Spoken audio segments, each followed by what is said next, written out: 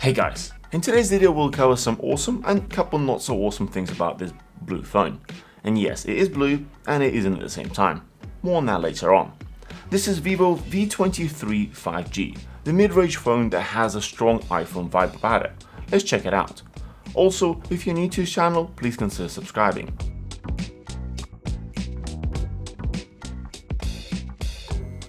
The first awesome feature is the dual selfie camera.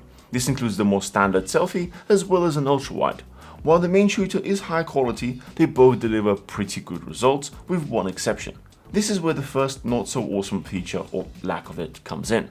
Both front cameras don't have optical image stabilization, which is kind of strange considering its predecessor had it in there. And while we're on the subject of selfies, the second awesome feature is bicolor front flash, or as Vivo calls it, dual tone spotlight. I always try to avoid any kind of flash on a phone, but we can't have a portable studio with us at all times, so it's better to have something than nothing. This implementation of this actually delivers pretty good results, especially considering the mess of a picture without it. Moving on to the next pleasant feature, this phone has dual SIM and both can be 5G cards.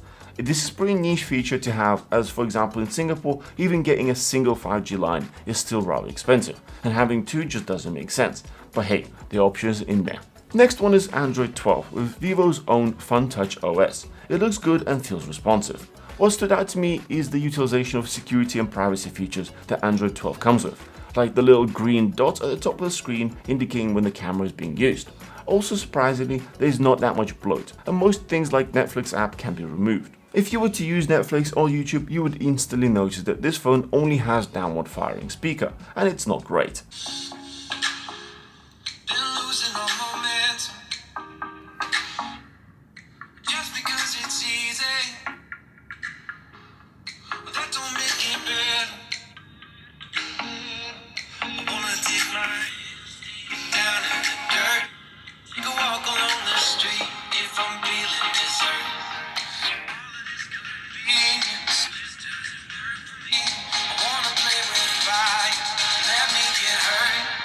It does get loud, but doesn't have much depth.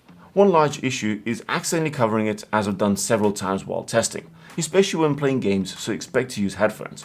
A way around this is to use the included headphones, which come with a dongle since it has no headphone jack. By the way, there's also no formal waterproof rating on this phone. I'm not sure if it's because they don't want to spend money on certifying it or actually has no seals, so make sure to keep it safe. On the other hand, I'm very glad that the higher refresh rate screens are becoming the norm, and this phone gets it too. While it is only 90Hz, it does add to the overall smoothness.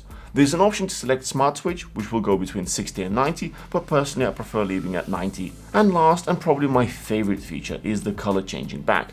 This particular phone by default is Sunshine Gold color, and generally looks very slick, in some ways resembling an iPhone. I really like the glass finish as it is fingerprint resistant and feels very pleasant in your hand. But the main thing is the magic that it delivers. When exposed to the ultraviolet light, the back of the phone gradually changes to this turquoise blue color, which looks pretty cool. At first it is visible only at an angle, then changes fully.